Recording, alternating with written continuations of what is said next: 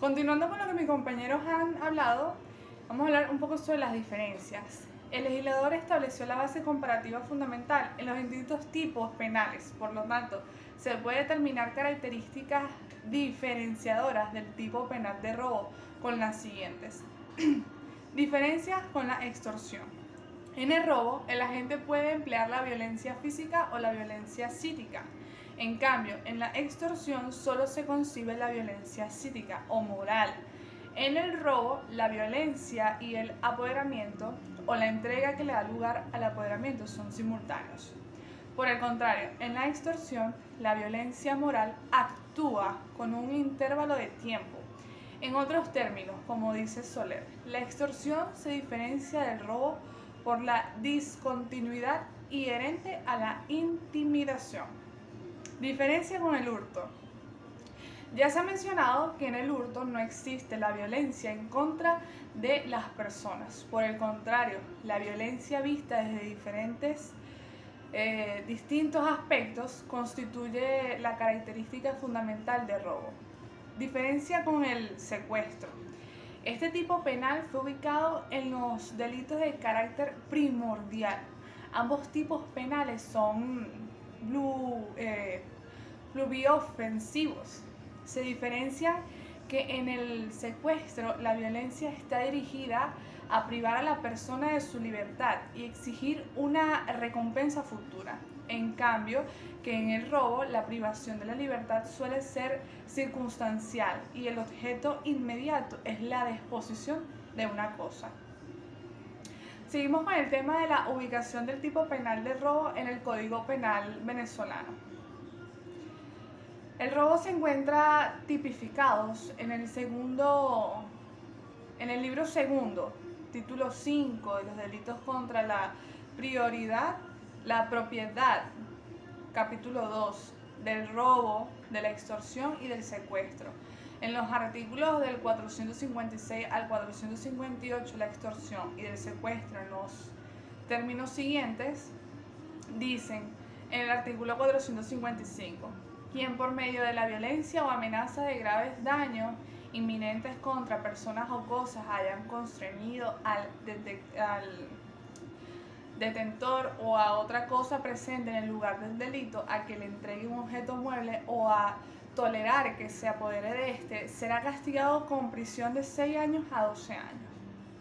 El artículo 456, en la misma pena del artículo anterior, incurrirá el individuo que en el acto de apoderarse de la cosa mueble de otro o inmediatamente después haya hecho uso de violencia o amenazas antedichas contra la persona robada o contra la presente en el lugar del delito, sea para cometer el hecho, sea para llevarse el objeto sustraído, sea, en fin, para procurarse la impunidad o procurarla a cualquier otra persona que haya participado del delito.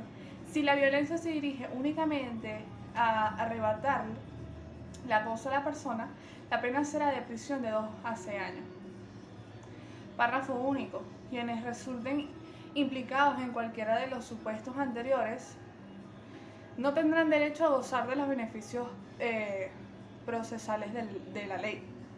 El artículo 457, quien por medio de violencia o amenazas de un grave daño a la persona o a sus bienes haya constreñido a alguno a entregar, suscribir o destruir en detrimento suyo o de un tercero un acto o documento que produzca algún efecto jurídico cualquiera, será castigado con prisión de 4 a 8 años. Quienes resulten implicados en cualquiera de los supuestos anteriores no tendrán derecho a gozar de los beneficios procesales de la ley.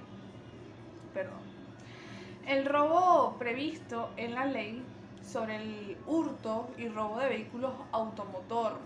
Hay un artículo, el número 5, robo y vehículos automotores, el que por medio de violencia o amenaza de graves daños inminentes a personas o cosas se apoderen de un vehículo automotor con el propósito de obtener provecho para sí o para otro, serán sancionados con la pena de prisión de 8 a 16 años. La misma pena se aplicará cuando la violencia tenga lugar inmediatamente después del apoderamiento y haya sido empleada por el autor o el partícipe para asegurar su producto o impunidad. También está el artículo número 6. Dice que habla sobre las circunstancias agravantes. La pena a imponer para el robo de vehículos automotor será de 9 a 17 años de prisión si hechos punibles se cometieren. 1. Si por medio de amenaza a la vida. 2. Esgrimiento como medio de amenaza cualquier tipo de arma capaz de atemorizar a la víctima, aun en el caso de que si la arma fuese de embuste, de mentira o simule tenerla. El tercer punto es cuando son más de dos personas o más. 4. Por personas disfrazadas, ilícitamente uniformadas, usando indebidamente identificación falsa o hábito religioso. Otro punto es que por medio de ataque a la libertad individual, en cuyo caso se estimará siempre la existencia de un concurso real de delitos. Número 6. Valiéndose de la actividad realizada por menores de edad. Número 7. Aprovechando pues, situaciones de